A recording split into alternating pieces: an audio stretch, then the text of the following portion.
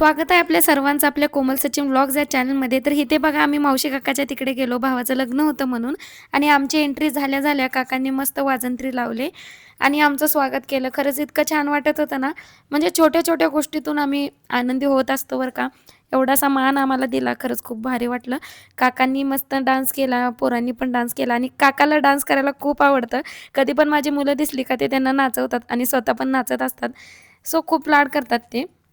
त्यानंतर आम्ही जो काही गारवा आणला होता तो करायला बसलो. गारवा म्हणजे काय तर नवरदेवाच्या आई-वडिलांना आपण कपडे घेऊन जायचे असतात. मग आम्ही फुल पोशाखच नेला होता. काकांनाही कपडे घेतले, मावशीला पण कपडे घेतले. केळी, नारळ, ओटीचं सामान हे सगळं आणलं होतं. जिलेबी आणतो म्हणलं तर मावशी नको बोलली, खूप आलेली आहे आणि उगा अन्नाचा नाश करण्यापेक्षा फक्त केळी घेऊन ये, केळी सगळे खात तर असतात म्हणून. त्यानंतर इथं बांगड्याचा कार्यक्रम अजूनही चालूच होता. आता आजच साखरपुडा, हळदी आहेत. पण बांगड्यासुद्धा ठेवलेत कारण बरेच पाहुणे-रावळे ना आज येणार आहेत. अगोदर यायला ज्यांना जमत नाही त्यांच्यासाठीच हा बांगड्याचा कार्यक्रम अजूनपर्यंत ठेवला होता. तर मलाच यायला खरंच खूप उशीर झाला.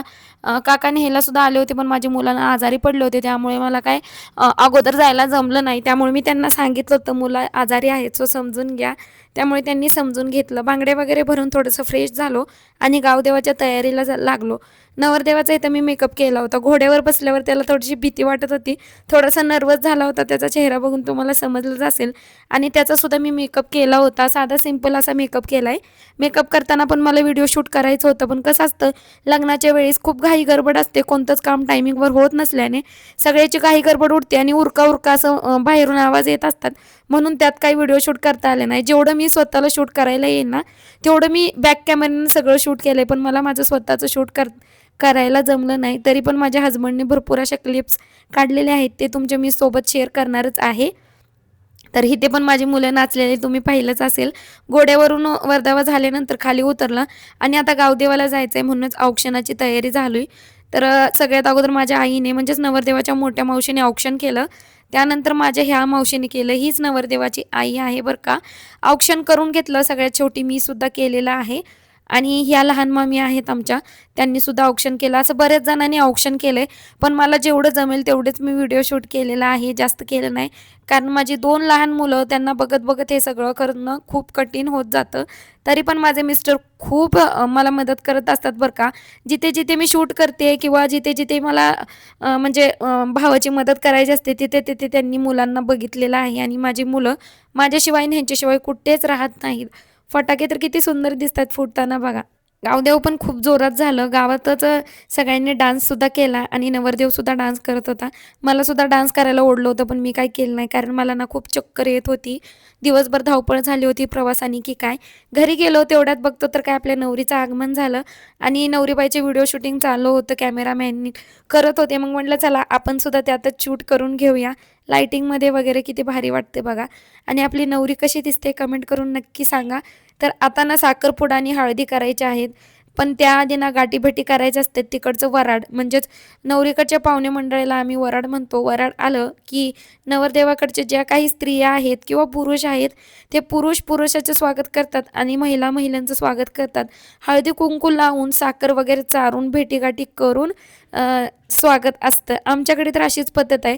बहुतांश ठिकाणी अशीच पद्धत असते मला असं तर वाटतं. मग तुमच्याकडे कसं आहे मला कमेंट करून नक्की सांगा. आणि खरंच खूप भारी हा कार्यक्रम झालेला आहे. गावाकडच्या पद्धती मला खूप आवडतात. ज्या शहरात पद्धती असतात ना खूप साध्या सिंपल असतात, मोजकीच लोक असतात.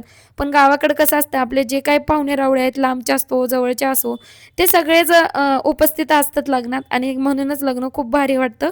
त्यानंतर साखरपुडासुद्धा झाला आणि साखरपुड्याच्या वेळेस मी तयार होत होते. ॲक्च्युली ड्रेस काही मी बदलला नाही पण थोडासा मेकअप करायचा होता म्हणून. आणि मी मंडपात आले बघते तर काय हळद लागायला लागली होती. त्यामुळे साखरपुड्याचं शूट मला काय करता आलं नाही. हा व्हिडिओ ह्यांनी ह्यांच्या फोनमध्ये शूट केला आहे म्हणून खूप बरं झालं. आणि मंडपात आले आले मला पश्चाताप व्हायला लागला की साखरपुड्याच्या वेळेस मी नव्हते आणि व्हिडिओ पण शूट झाला नाही. पण हे मला बोलले की टेन्शन घेऊ नको मी शूट केलं आहे. खरंच खूप भारी वाटलं आणि मी ह्यांना 3 ते 4 वेळा थँक्यूसुद्धा म्हणलं. असो साखरपुडासुद्धा खूप छान पद्धतीने पार पडला आणि खूप भारी वाटत होतं. इथेच बघा माझी एंट्री झाली. मला असं वाटत होतं की आता साखरपुडा आहे म्हणून मी कॅमेरा ऑन केला आणि मंडपात येऊन बघते तर नवरा नवरी हळदीसाठी बसले होते. अजून माघारी गेले, एवढ्या जोरात भुका लागल्या होत्या ना. माझ्या सगळ्या भावांना सुद्धा भुका लागल्या होत्या. हे बघा, हे 2 भाऊ आणि हे माझे चष्मीश हजबंड आहेत. म्हणजे चष्मा काय नंबरचा नाही, पण डोळ्याच्या सेफ्टीसाठी घातलेला आहे. त्यानंतर जेवण अजून हळदीचं बनलं नव्हतं, पण सकाळचं शिळं उरलेलं होतं. तेच किचनमध्ये जाऊन आम्ही शोधून आणलं आणि एका ताटात बसून जेवायची एक मज्जाच वेगळी असते बरं का. 2 घास एक्स्ट्रा जातात आणि जेवण शिळं असून सुद्धा आम्हाला इतकं चविष्ट लागलं ना, काही विचारूच नका. हे तर कधी शिळं जेवण खात नाहीत, पण आत्ता खाल्लं कारण भूक सुद्धा जोराची लागली होती आणि बाहेर खूप थंडी सुद्धा पडली होती आणि म्हणत होते खूप छान लागते असं एकत्र बसून खायला. आणि कढी सुद्धा होती, ते सुद्धा आणली आणि ते सुद्धा खाल्ली. तर माझा भाऊ म्हणत होता 5 स्टार हॉटेलमध्ये बसून जी मजा येत नाही, ती आपल्या इथे निसर्गात थंडीच्या वातावरणात बसून जेवण करण्यात मज्जा येते. हेच आमचं बोलणं चालणं चालू होतं. हळद सुद्धा लागली आणि हळद लागायची चालू होती तेवढ्यातच आम्ही इकडे जेवण रेडी झालं म्हणून जेवणावर ताव मारायला आलो, कारण जेवण सोडायचं नाही. आणि थंडीच्या महिन्यात खरंच खूप जास्त प्रमाणात भूक लागते. इथे नवरीच्या मामाने नवरीला मंडपात आणलं हळद लावण्यासाठी आणि इथे दोघं सुद्धा बघा किती सुंदर दिसत आहेत. नवरदेव सुद्धा व्हाईट कुर्तामध्ये, व्हाईट टोपी आणि व्हाईट पॅन्टमध्ये खूप स्मार्ट दिसत आहे. आणि इथे नवरा नवरीच्या हातात पान सुपारी देतात. पुढे चौक सुद्धा मांडलेला आहे गव्हाचा. म्हणजे प्रत्येक ठिकाणची वेगवेगळी पद्धत असते. आमच्या वेळेस पण वेगळं होतं. आम्हाला पाटावर बसवण्यात आलं होतं, पण इकडे ह्यांना असं गव्हाच्या चौकावर बसवतात. असो, वेगवेगळी पद्धत असते. तुमच्याकडे कसं आहे मला कमेंटमध्ये सांगा. त्यानंतर हळदीला सुद्धा मंडवळ्या बांधायच्या असतात, तेच काम इथे चालू होतं. तेवढ्यातच माझ्या आईला ना माझ्या मामीने हळद लावली. तर मग मी आईला म्हणत होते हळद कोणी लावली, तर मम्मी म्हणत होती भाऊजाईने लावली. आणि कसे कॅमेऱ्यासमोर हसतायत बघा. Behind the scene me shoot केलं नाही, कारण ह्या दोघींनी इतकी डेंजर हळद खेळली ना, काही विचारू नका. नंतर मी कॅमेरा ऑन केला आणि इथे माझ्या आईने तर तोंडातली हळद काढून मामींना चारली. अक्षरशः इतकं हसू येत होतं ना. ह्या मामींनी मागणीवर हळद चारली होती. मग मम्मी म्हणत होती माझ्याशी पंगा घेतला, आता बदला कसं घेते बघच. मग काय हळद तोंडात घातली आणि मामी शांतच झाल्या. सगळे हसत होते की नंदेशी पंगा कधी घ्यायचा नाही, मोठी ननंद ही मोठीच असते, तिला खिजवायचं नाही, असं चाललं होतं. बाय द वे ह्या दोघी लहान आहेत, दोघी सुद्धा. म्हणजे माझी मामी मोठी आहेत आणि ही छोटी ननंद आहे, त्यामुळे प्रेमाने मानाने हळद खेळतात. असं हळद खेळलं की भारी वाटतं. जबरदस्ती लावायला गेलं ना काही ना काही होत असतं. म्हणजे बांगड्या तर लागतात किंवा काहीतरी होतं म्हणून. त्यानंतर नवरा नवरीला हळद लावायची वेळ आली. सगळ्यांनी लावलं होतं आणि अक्षरशः हळद लावायला सुद्धा नंबर लागले होते. मग आम्ही नंबरलाच थांबलो होतो आणि आम्हाला माघारी जायचं होतं, कारण ना लग्न घरात खूप गर्दी होती आणि माझी मुलं गर्दीच्या ठिकाणी काही झोपत नाहीत आणि थंडीचं वातावरण असल्यामुळे त्यांना खूप जपावं लागतं. म्हणूनच घाई गडबडीने आम्ही नवरा नवरीला हळद लावलं. नवरदेव म्हणत होता कशाला जाताय थांबा.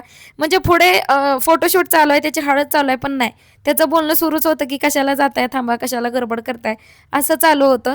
असो, तर आम्ही नवरा नवरीला हळद लावली आणि झालं काय की माझं बाळ आहे ना छोटं, त्याला सुद्धा हळद लावायला मला बोलवायचं होतं.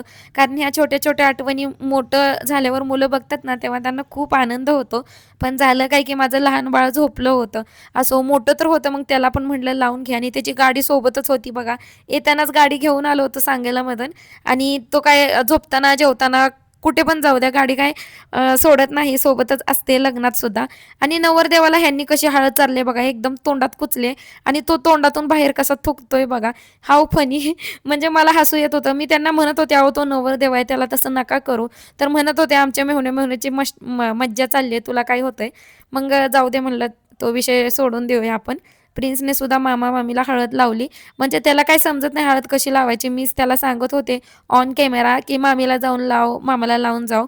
आणि प्रिन्सला एवढं कळतंय ना, दुसऱ्या दिवशी रुसून बसला होता की मला मामीने फोटो काढायला बोलवलंच नाही, मामी मला लाडच करत नाही म्हणून. मग मी त्याची कशी तरी समजूत काढली आणि घरी आल्यावर पण तो सांगत होता मामीने फोटो काढायला बोलवलंच नाही. आता त्याला कोणी समजा सांगा. मी म्हणलं अरे मामी बिझी होती आणि मामीची त्याची इतकी ओळख पण नाही बरं का. तरी सुद्धा त्याला कोणी शिकवलं एवढं सगळं बोलायला काय माहिती. त्यानंतर सगळ्यांची हळद लावून झाली आणि खूप छान पद्धतीच्या हळदीचा कार्यक्रम झाला. चला तर